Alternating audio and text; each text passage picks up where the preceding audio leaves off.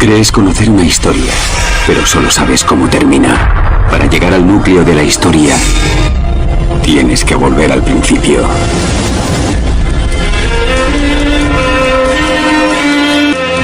El victimismo es la tendencia de una persona a considerarse una víctima. El victimista se disfraza de víctima simulando una agresión y responsabilizando erróneamente al entorno que los rodea. La víctima es intolerante a la crítica ajena y tiene un gran impulso a victimizarse, si le fuera posible, hasta con los árboles.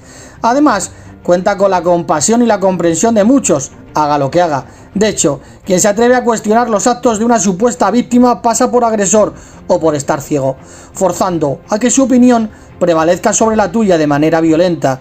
Es este el momento cuando esta supuesta víctima te obliga a pensar como él, o tú eres un agresor irrazonable que ha destruido su vida, o fomenta que no alcancen la felicidad y ahora tú eres parte del problema. El victimismo es, por tanto, en muchos casos, una estrategia para que el victimista te declare a ti el problema. La expulsión es una sanción que en su acepción habitual se aplica a todo aquel que viola unas leyes estipuladas en un principio y derecho inherente que tiene la persona, país o grupo o organización para defenderse de todo aquel que perturba o viola sus normas. La primera expulsión de la historia la llevó a cabo el propio Dios, cuando la primera pareja humana comió del árbol del conocimiento de lo bueno y de lo malo. Jehová instituyó una norma que fue violada y que acarreó la expulsión de aquellas personas de manera inmediata. Bajo la ley mosaica, Dios instituyó leyes que acarreaban incluso la expulsión de la vida. De hecho, una persona podía ser ejecutada por cometer violaciones graves o deliberadas de la ley que Dios había dado por medio de Moisés.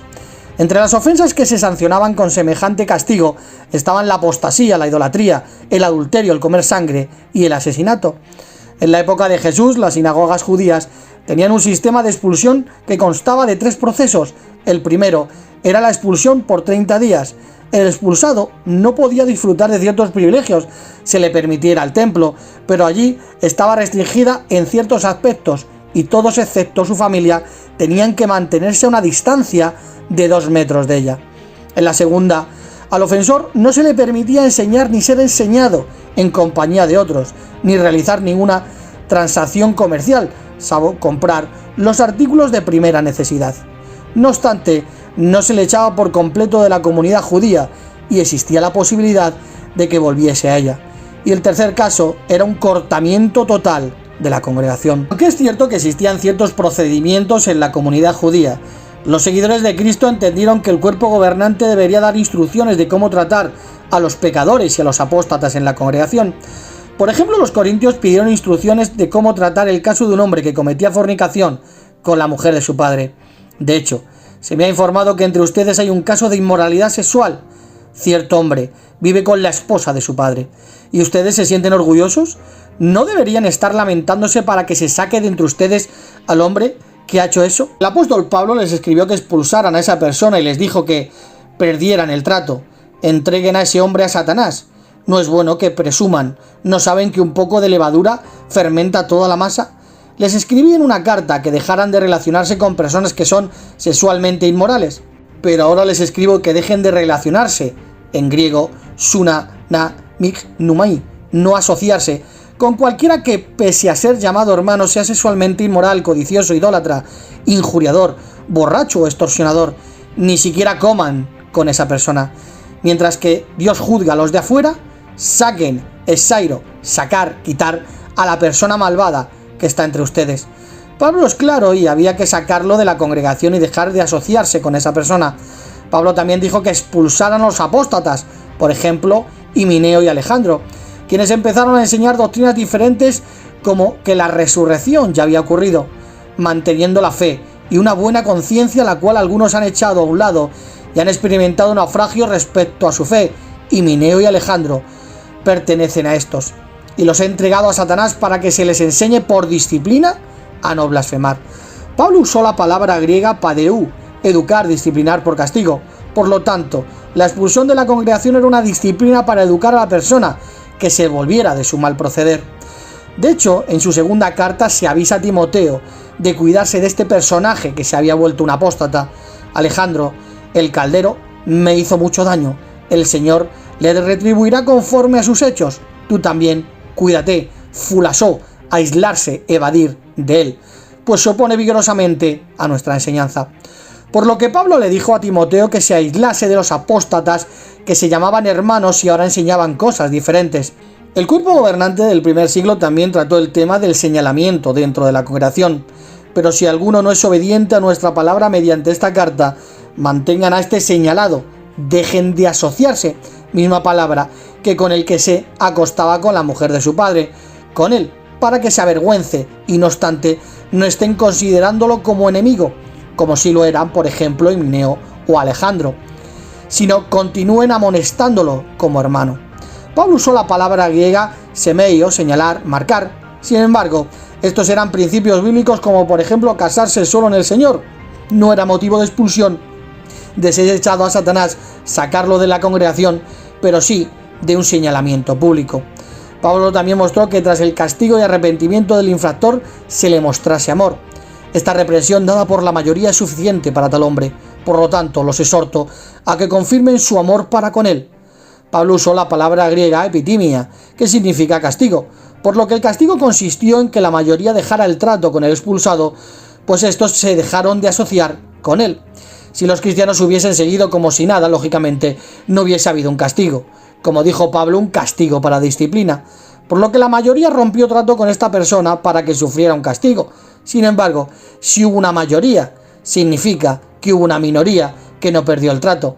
Pablo entendió que el castigo fue suficiente con lo que hizo la mayoría. Seguramente la minoría fueron familiares muy cercanos o personas con las que tuviera una relación, quizás profesional. Cuestión que no pasó con Himeneo y Alejandro, que eran apóstatas. Por eso la Biblia nos manda: todo el que se adelanta y no permanece en la enseñanza del Cristo no tiene a Dios. El que sí permanece en esta enseñanza es el que tiene al Padre y también al Hijo. Si alguno viene a ustedes y no trae esta enseñanza, nunca lo reciban en casa, ni le digan un saludo, porque el que le dice un saludo es partícipe en sus obras inicuas. Por lo que la expulsión fue un método de castigo para disciplina, por lo que todos los que siguieron su mal proceder y no se arrepintieron perdieron el trato de todos aquellos que un día los llamaron hermanos. Ireneo de Lyon en el segundo siglo nos cuenta el trato que recibían los apóstatas. También hay quienes oyeron que Juan, el discípulo del Señor, yendo a bañarse a Éfeso y viendo a Cerintio en su interior, salió corriendo de los baños sin bañarse exclamando: huyamos para que no se derrumbe la casa, porque Cerintio, el enemigo de la verdad, está dentro. Y el propio Policarpo respondió a Marción, que lo encontró en una ocasión y le dijo: ¿me conoces? Yo sí te conozco, primogénito de Satanás. Tal era el horror que tenían los apóstoles y sus discípulos ante la idea de mantener incluso comunicación verbal con cualquier corruptor de la verdad. Como también dice Pablo: el hombre que es hereje después de la primera y segunda amonestación, deséchenlo, sabiendo que él, que es tal, está trastornado y peca, siendo condenado por sí mismo. En el tercer siglo, Cipriano confirmó que seguían expulsando los malhechores de las congregaciones, y ahora, porque ha comenzado la circuncisión espiritual entre los fieles siervos de Dios, los soberbios y los testarudos son asesinados con la espada espiritual, mientras que ellos son expulsados de la iglesia. Con relación a Hipólito de Roma, también cuenta cómo trataban en las congregaciones a los expulsados, según la obra atribuida a Hipólito, Constituciones Apostólicas, en el libro segundo: cuando veáis al culpable, ordenad con severidad que lo echen fuera, y cuando salga que también los diáconos lo traten con severidad, y luego vayan a buscarlo, y lo detengan fuera de la iglesia, y cuando entren, que os supliquen por él, porque el mismo Salvador rogó a su Padre por los que habían pecado, como está escrito en el Evangelio: Padre, perdónalos, porque no saben lo que hacen.